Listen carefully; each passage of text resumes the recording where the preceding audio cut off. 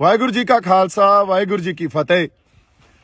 बड़ा कुछ मैं सुन रहा देख रहा, बड़ा कूड़ प्रचार ते नफरत फैलाई जा रही है मेरे खिलाफ, तो मैं सब कुछ पी रहा इस करके भी एक सांझी लड़ाई ते एक संघर्ष जो असी विढ़िया साडे मोर्चे नूं कोई ढा ना लगे। पर हुण जिस पड़ाव ते आ गए हैं ना, हुण कुछ गल्लां करनियां बड़ियां जरूरी आ। पहली गल तां इह 26 तरीक तो पहलां जिहड़ी रात सी, उस रात नूं साडे नौजवानां ने ते होर बई कई बंदियां ने स्टेज ते जाके आपदा रोस प्रगट किया। किसान आगूआं कोले इह गल कही भी तुसीं सानूं इत्थे 26 तरीक दा दिल्ली अंदर परेड करन वास्ते सद्दा दिता सी। बार बार स्टेजां तो बड़ियां वड्डियां वड्डियां गल्लां, बड़े वड्डे वड्डे ऐलान कीते सी, ते हुण जदों असीं इत्थे आ गए आ लास्ट मूवमेंट ते तुसीं ओह रूट जो सरकार ने फाइनल किया उत्थे सानूं लिजाण नूं या उत्थे जाण नूं कह रहे हो, सो ये सानूं मंजूर नहीं आ। सिचुएशन उत्थे इहो जी बन गई कि साडे आगू उत्थों किनारा कर गए। उदों बाद उत्थों होर भी बंदे आए, वह भी किनारा कर गए। फिर मैनू सुनेहा भेजिया निहंग सिंह जथेबंदियां दे जिहड़े साडे बाबा जी सी, उन्होंने कहा भी सिचुएशन इत्थे गर्मा गर्मी हो गई है ते आओ। जदों मैं स्टेज ते पहुंचिया उदों सारी संगत नूं मैं जाके गल्लां समझाईयां और आगूआं दे साडे किसान आगूआं दे हक च गल्लां कीतियां भी ये साडे बजुर्ग आ, उन्हां ते बहुत वड्डा प्रैशर आ, सानूं समझना पऊगा, साझा फैसला लेना पऊगा। उदे रात दी मेरी स्पीच देख लो, यही गल होई भी साझा फैसला लो, संगत दे समझ दे हिसाब नाल फैसला लो। जिहड़ा संगत दे समझ नाल फैसला लिया जाऊगा वो गलत नहीं हो सकदा, क्योंकि संगत दे करके ही मोर्चा, संगत दे करके ही असीं इत्थे खड़े आ।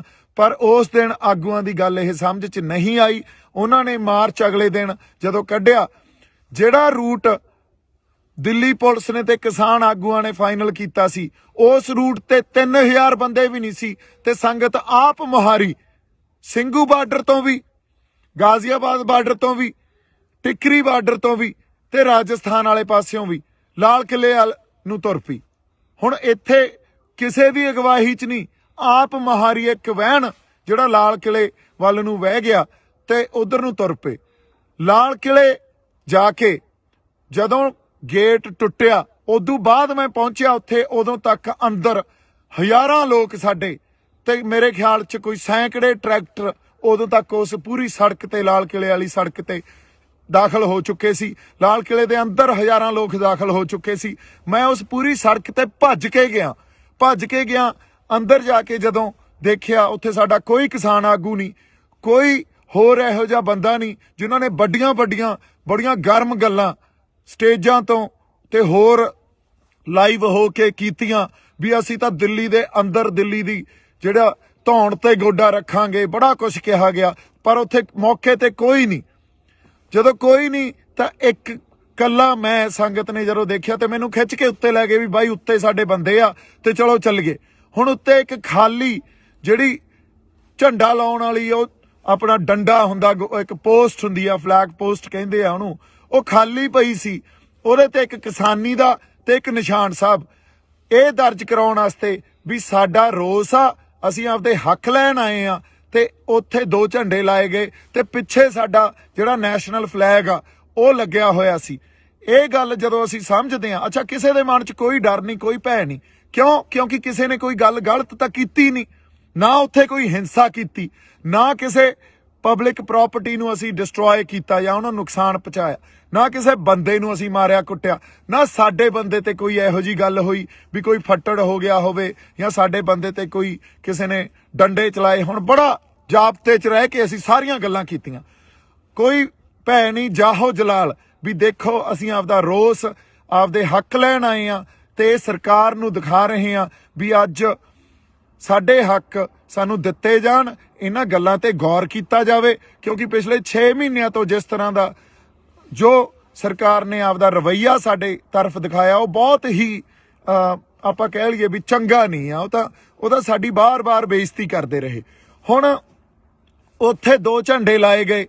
ਝੰਡਾ ਲਾਉਣ ਤੋਂ ਬਾਅਦ ਨਿਸ਼ਾਨ ਸਾਹਿਬ ਤੇ ਕਿਸਾਨੀ ਦਾ ਝੰਡਾ ਤੇ ਪਿੱਛੇ ਸਾਡਾ ਨੈਸ਼ਨਲ ਫਲੈਗ ਲੱਗਿਆ। ਇਹ ਜਿਹੜੀ ਇਹ ਡਾਇਵਰਸਿਟੀ ਆ, ਜਿਹਨੂੰ ਅਸੀਂ ਡਾਇਵਰਸਿਟੀ ਕਹਿੰਦੇ ਆ, ਇਹਨੂੰ ਸਾਨੂੰ ਸਮਝਣਾ ਚਾਹੀਦਾ। ਇੱਕ ਪਾਸੇ ਸਾਡਾ ਨੈਸ਼ਨਲ ਫਲੈਗ ਆ, ਦੂਜੇ ਪਾਸੇ ਨਿਸ਼ਾਨ ਸਾਹਿਬ ਆ, ਤੀਜੇ ਪਾਸੇ ਸਾਡਾ ਜਿਹੜਾ ਕਿਸਾਨੀ ਦਾ ਝੰਡਾ, ਤੇ ਇਹਨਾਂ ਤਿੰਨਾਂ ਝੰਡਿਆਂ ਦੇ ਅਧੀਨ ਨਿਸ਼ਾਨ ਸਾਹਿਬ ਦੀ ਅਗਵਾਈ 'ਚ ਤੇ ਸਾਡਾ ਨੈਸ਼ਨਲ ਫਲੈਗ, ਉਦੋਂ ਬਾਅਦ ਕਿਸਾਨੀ ਦਾ ਝੰਡਾ, ਇਹਨਾਂ ਤਿੰਨਾਂ ਦੀ ਅਗਵਾਈ 'ਚ ਇਹ ਜਿਹੜਾ ਕਿਸਾਨੀ ਸੰਘਰਸ਼ ਲੜਿਆ ਜਾ ਰਿਹਾ। ਕੋਈ ਉੱਥੇ ਤੁਸੀਂ ਦੇਖੋ ਮੈਦਾਨ 'ਚ ਵੀ ਲਾਲ ਕਿਲੇ ਦੇ, ਕੋਈ ਉੱਥੇ ਨਿਸ਼ਾਨ ਸਾਹਿਬ ਚੱਕੀ ਫਿਰਦਾ, ਕੋਈ ਉੱਥੇ ਆਪਦਾ ਕਿਸਾਨੀ ਵਾਲਾ ਝੰਡਾ ਚੱਕੀ ਫਿਰਦਾ, ਕੋਈ ਉੱਥੇ ਤਿਰੰਗਾ ਚੱਕੀ ਫਿਰਦਾ। ਸੋ ਇਹ ਜਿਹੜੀ ਵੰਨ ਸਵੰਨਤਾ ਨਾ, ਇਹਨੂੰ ਰਿਸਪੈਕਟ ਦਿਓ, ਇਹਨੂੰ ਐਕਸੈਪਟ ਕਰੋ, ਇਹਨੂੰ ਸਮਝਣ ਦੀ ਕੋਸ਼ਿਸ਼ ਕੀਤੀ ਜਾਣੀ ਚਾਹੀਦੀ ਆ। ਤੇ ਜੇ ਤੁਸੀਂ ਕਹੋ ਵੀ ਇਹ ਗੱਲ ਕਰਕੇ ਮੈਂ ਗਦਾਰ ਹੋ ਗਿਆ, ਤਾਂ ਫਿਰ ਉੱਥੇ ਜਿਹੜੇ 3-5 ਲੱਖ ਬੰਦੇ ਬੈਠੇ ਸੀ ਉਹ ਵੀ ਗਦਾਰ ਹੋ ਗਏ, ਫਿਰ ਤਾਂ ਸਾਰੇ ਹੀ ਗਦਾਰ ਹੋ ਗਏ। ਇਹ ਗੱਲਾਂ ਨੂੰ ਤੁਸੀਂ ਇੱਕ ਬੰਦੇ ਤੇ ਥੋਪ ਦੋਗੇ ਤੇ ਉਸ ਬੰਦੇ ਨੂੰ ਤੁਸੀਂ ਗਦਾਰੀ ਦਾ ਸਰਟੀਫਿਕੇਟ ਵੰਡ ਦੋਗੇ। ਮੈਨੂੰ ਲੱਗਦਾ ਤੁਹਾਨੂੰ ਸ਼ਰਮ ਆਉਣੀ ਚਾਹੀਦੀ ਹੈ ਇਹੋ ਜਿਹੀਆਂ ਗੱਲਾਂ ਕਰਦੇ ਹੋਏ। ਜੇ ਕਿਤੇ ਸਾਡੀ ਕਿਸਾਨ ਲੀਡਰਸ਼ਿਪ ਜਾਂ ਹਰ ਬੰਦਾ ਉੱਤੇ ਸਟੈਂਡ ਲੈ ਜਾਂਦਾ, ਖੜ ਜਾਂਦਾ, ਕਹਿੰਦਾ ਦੇਖੋ ਸਾਡੇ ਕਿਸਾਨਾਂ ਨੇ ਕੀ ਕਰ ਦਿਖਾਇਆ, ਤੇ ਜੇ ਇਹਨਾਂ ਕਿਸਾਨਾਂ ਦੇ ਹੱਕ ਨਾ ਦਿਓਗੇ ਇਹ ਕਿਸਾਨ ਕੁਝ ਵੀ ਕਰ ਸਕਦੇ ਆ, ਕਿੱਡਾ ਵੱਡਾ ਪ੍ਰੈਸ਼ਰ ਪੈਣਾ ਸੀ ਸਰਕਾਰ ਤੇ। ਪਰ ਨਹੀਂ, ਸਾਡੇ ਬੰਦਿਆਂ ਨੇ ਤਾਂ ਮੈਨੂੰ ਗਦਾਰੀ ਦਾ ਸਰਟੀਫਿਕੇਟ ਵੰਡਤਾ। ਹੁਣ ਤੁਸੀਂ ਇਹ ਗੱਲਾਂ ਨੂੰ ਜਦੋਂ ਸਮਝਦੇ ਹੀ ਨਹੀਂ ਹੋ, ਫਿਰ ਤੁਸੀਂ ਕਹਿ ਰਹੇ ਹੋ ਵੀ ਅਸੀਂ ਇੱਕ ਆ। ਕਿਹੜਾ ਇੱਕ ਆ? ਉਦੋਂ ਦਾ ਮੈਂ ਉਹਦੇ ਰਾਤ ਨੂੰ ਵੀ ਜਿਹੜੀ ਸਪੀਚ ਦਿੱਤੀ, ਲਾਈਵ ਸੈਸ਼ਨ ਵੀ ਕੀਤਾ, ਉਹਦੇ 'ਚ ਵੀ ਇਹੀ ਗੱਲ ਕੀਤੀ ਵੀ ਸਾਂਝੇ ਫੈਸਲੇ ਲਓ ਤੇ ਏਕਾ ਰੱਖੋ। ਸਾਂਝਾ ਫੈਸਲਾ ਲਓਗੇ, ਸੰਗਤ ਦੀ ਸਮਝ ਦੇ ਹਿਸਾਬ ਨਾਲ ਫੈਸਲਾ ਲਓਗੇ, ਉਹ ਫੈਸਲਾ ਠੀਕ ਹੀ ਠੀਕ ਆ। ਪਰ ਇਹ ਗੱਲ ਕਦੇ ਨਹੀਂ ਵਿਚਾਰੀ ਗਈ। ਉਲਟਾ ਜਦੋਂ ਸੰਗਤ ਆਪ ਮੁਹਾਰੀ ਹੋ ਕੇ ਤੁਰ ਪਈ ਤਾਂ ਉਸ ਵੇਲੇ ਇੱਕ ਬੰਦੇ ਨੂੰ ਲੱਭ ਕੇ ਉਹਨੂੰ ਕਸੂਰਵਾਰ ਠਹਿਰਾ ਕੇ ਆ ਕੇ ਇਹਨੇ ਕਿਸਾਨੀ ਸੰਘਰਸ਼ ਨੂੰ ਢਾਹ ਲਾਇਆ। ਬਈ ਕਿਹੜਾ ਢਾਹ ਲਾਇਆ ਦੱਸੋ? 26 ਤਰੀਕ ਤੋਂ ਬਾਅਦ ਜਦੋਂ ਸੰਗਤ ਫੈਸਲਾ ਕਰਕੇ ਆਈ ਹੋਵੇ ਵੀ ਅਸੀਂ ਦਿੱਲੀ ਦੇ ਅੰਦਰ ਜਾ ਕੇ ਰੋਸ ਮਾਰਚ ਕਰਨਾ, ਕਿਉਂਕਿ ਉਹ ਫੈਸਲਾ ਤੁਸੀਂ ਉਹ ਦਿੱਤਾ ਸੀ ਤੇ ਬਾਅਦ 'ਚ ਤੁਸੀਂ ਬਦਲ ਗਏ। ਸੰਗਤ ਨੇ ਤਾਂ ਆਪਦਾ ਫੈਸਲਾ ਉਹਦੇ ਤੇ ਕਰ ਲਿਆ ਸੀ ਵੀ ਹਾਂ ਅਸੀਂ ਦਿੱਲੀ ਦੇ ਅੰਦਰ ਜਾ ਕੇ ਰੋਸ ਮਾਰਚ ਕਰਨਾ, ਤੇ ਉੱਥੇ ਲੱਖਾਂ ਲੋਕ ਕਿਸੇ ਇੱਕ ਬੰਦੇ ਦੇ ਕਹਿਣੇ 'ਚ ਨਹੀਂ ਹੋ ਸਕਦੇ। ਜੇ ਕਿ ਲੱਖਾਂ ਲੋਕ ਮੇਰੇ ਕਹਿਣੇ 'ਚ ਮੈਂ ਭੜਕਾਤੇ, ਫਿਰ ਤੁਹਾਡੇ ਕਾਹਦੇ, ਤੁਸੀਂ ਕਾਹਦੇ ਲੀਡਰ ਰਹਿ ਗਏ? ਫਿਰ ਤਾਂ ਸਾਰਾ ਕੈਡਰ ਹੀ ਮੇਰਾ। ਕਿਹੋ ਜਿਹੀਆਂ ਤੁਸੀਂ ਇੱਕ ਦਿਨ ਪਹਿਲਾਂ ਇਹ ਕਹਿੰਦੇ ਹੋ ਵੀ ਦੀਪ ਸਿੱਧੂ ਦੀ ਕੋਈ ਕੰਟਰੀਬਿਊਸ਼ਨ ਨਹੀਂ ਆ, ਦੂਜੇ ਦਿਨ ਇਹ ਕਹਿੰਦੇ ਹੋ ਦੀਪ ਸਿੱਧੂ ਮਗਰ ਲਾ ਕੇ ਲੈ ਗਿਆ ਬੰਦਿਆਂ ਨੂੰ। ਮੈਨੂੰ ਸਮਝ ਨਹੀਂ ਆਉਂਦੀ ਤੁਸੀਂ ਗੱਲਾਂ ਕੀ ਕਰ ਰਹੇ ਹੋ। ਹਜੇ ਤੱਕ ਤੁਹਾਨੂੰ ਏਕੇ ਦੀ ਸਮਝ ਨਹੀਂ ਆਈ, ਹਜੇ ਤੱਕ ਤੁਸੀਂ ਇੱਕ ਦੂਜੇ ਦੀਆਂ ਲੱਤਾਂ ਖਿੱਚਦੇ ਹੋ, ਹਜੇ ਤੱਕ ਤੁਸੀਂ ਤੌਹਮਤਾਂ ਲਾਈ ਜਾਂਦੇ ਹੋ। ਦੂਜੀ ਗੱਲ, ਜਦੋਂ ਇਹ ਗੱਲ ਕਰਨੀ ਬੜੀ ਜ਼ਰੂਰੀ ਆ, ਮੈਨੂੰ RSS ਦਾ BJP ਦਾ ਬੰਦਾ ਕਹਿ ਰਹੇ ਹੋ, ਲਾਲ ਕਿਲੇ ਤੇ ਨਿਸ਼ਾਨ ਸਾਹਿਬ ਤੇ ਕਿਸਾਨੀ ਦਾ ਝੰਡਾ ਕੋਈ RSS ਦਾ BJP ਦਾ ਬੰਦਾ ਲਾਊਗਾ? ਇਹਨੂੰ ਸੋਚ ਕੇ ਤਾਂ ਦੇਖੋ, ਕੋਈ ਤਾਂ ਇਹਦੇ ਪਿੱਛੇ ਲੌਜਿਕ ਹੋਵੇ। ਅੱਛਾ, ਅਗਲੀ ਗੱਲ, ਕੋਈ ਕਾਂਗਰਸ ਦਾ ਬੰਦਾ ਲਾਊਗਾ? ਕੋਈ ਉਹ ਬੰਦਾ ਲਾਊਗਾ ਜਿਹਨੇ ਕੱਲ ਨੂੰ ਚੋਣਾਂ ਲੜਨੀਆਂ?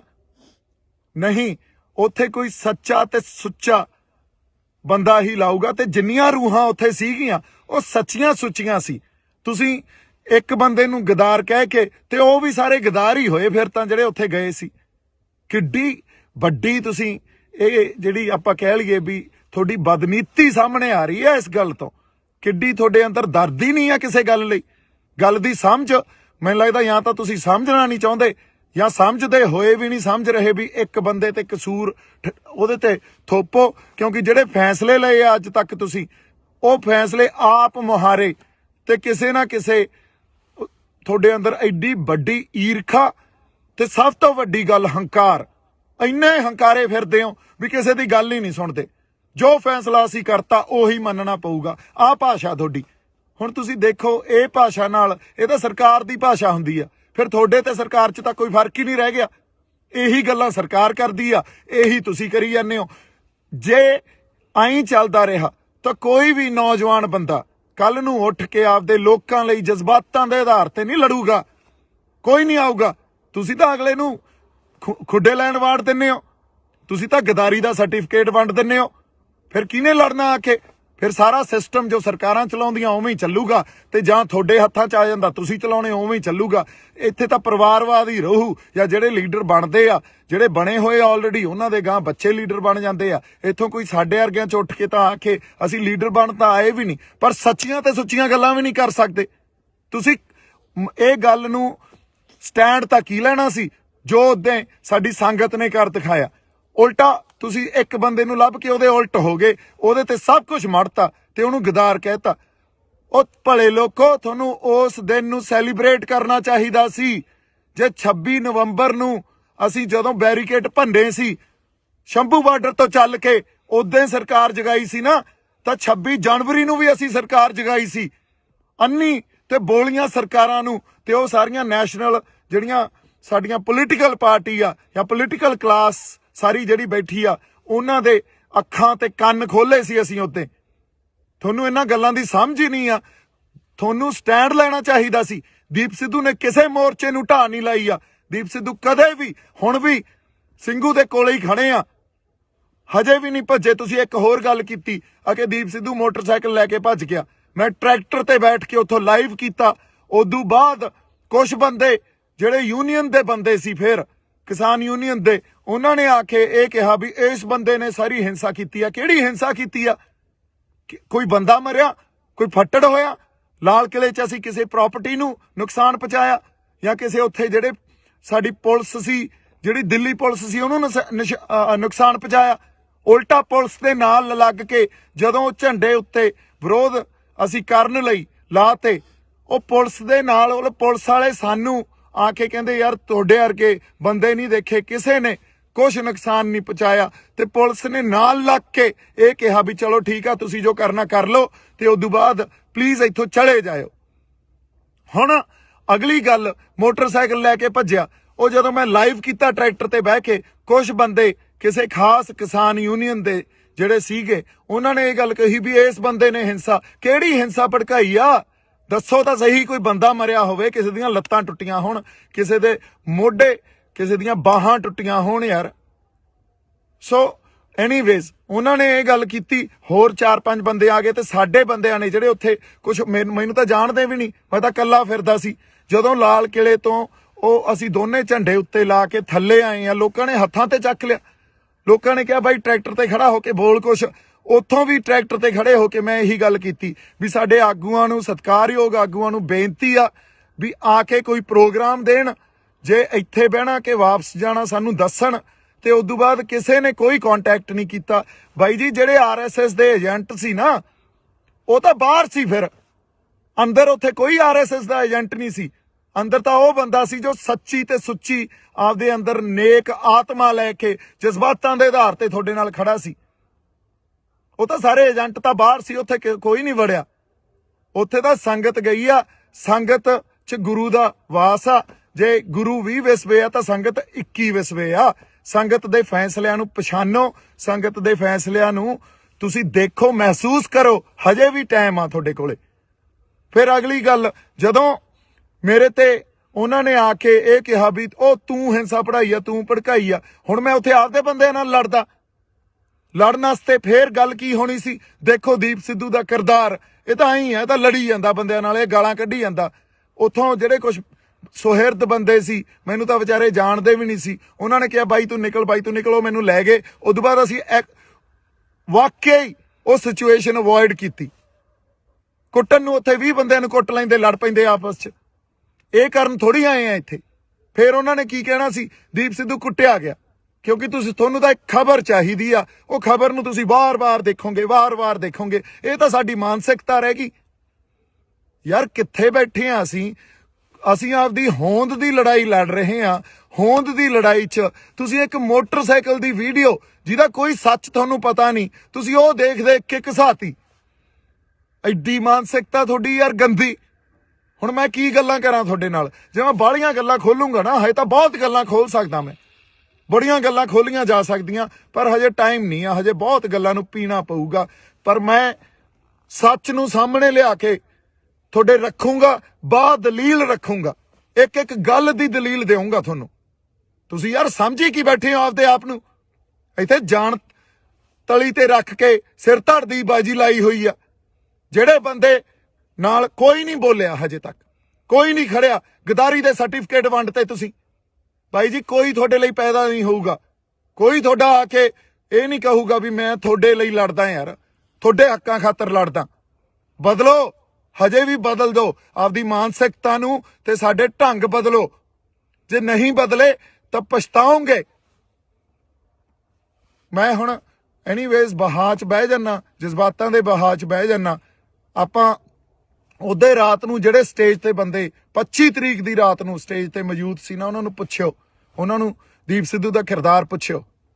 ਦੀਪ ਸਿੱਧੂ ਦਾ ਕਿਰਦਾਰ, ਸਰਕਾਰ ਤਾਂ ਅੱਜ ਮੇਰੇ ਪਿੱਛੇ, ਮੈਂ ਤੁਹਾਨੂੰ ਇੱਕ ਗੱਲ ਦੱਸ ਦਿੰਨਾ, ਸਰਕਾਰ ਨੇ ਮੇਰੇ ਪਿੱਛੇ ਬੰਦੇ ਲਾ ਦੇਣੇ ਆ ਵੀ ਕਿਸੇ ਵੀ ਢੰਗ 'ਚ ਇਹਨੂੰ ਮਾਰੋ।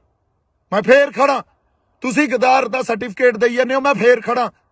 ਔਰ ਬਹੁਤ ਕੁਝ ਪੀ ਬੈਠਾ ਹਜੇ ਅੰਦਰ। ਜੇ ਮੈਂ ਕਿਤੇ ਪਰਤਾਂ ਫਰੋਲਣ ਤੇ ਆ ਗਿਆ ਨਾ, ਤੇ ਇਹ ਸਾਰਾ ਕੁਝ ਖੋਲਣ ਤੇ ਆ ਗਿਆ, ਜਿਹੜੇ ਗੁੱਜੇ ਭੇਦ ਹੁੰਦੇ ਆ, ਤਾਂ ਇੱਥੇ ਭੱਜਿਆਂ ਨੂੰ ਰਾਹ ਨਹੀਂ ਮਿਲਣੇ। ਹੁਣ ਇੱਕ ਹੋਰ ਗੱਲ, ਇਹ ਗੱਲ ਮੈਂ ਡਾਇਲੌਗ 'ਚ ਨਹੀਂ ਬੋਲੀ ਸੀ, ਇਹ ਗੱਲ ਯਾਦ ਰੱਖਿਓ। ਭੱਜਣ ਵਾਲੇ ਨੂੰ ਧਰਤੀ ਚਾਹੀਦੀ ਹੁੰਦੀ ਆ ਤੇ ਉੱਡਣ ਵਾਲੇ ਨੂੰ ਅਸਮਾਨ। ਤੇ ਮੈਨੂੰ ਇਹ ਦੋਵੇਂ ਚਾਹੀਦੇ ਆ। ਹੁਣ ਇਹ ਜਿੱਥੇ ਵੀ ਮਿਲਣਗੇ, ਜਿਵੇਂ ਵੀ ਮਿਲਣਗੇ, ਮੈਂ ਛੱਡਣੇ ਨਹੀਂ ਆ। ਯਾਦ ਰੱਖਿਓ ਇਹ ਗੱਲ। ਐਨੀਵੇਜ਼, ਜਜ਼ਬਾਤੀ ਬੰਦਾ ਮੈਂ। ਕਰਾਂਗੇ ਗੱਲ, ਆਪਾਂ ਹੋਰ ਗੱਲਾਂ ਕਰਾਂਗੇ। ਤੁਸੀਂ ਏਕਾ ਬਣਾਈ ਰੱਖੋ।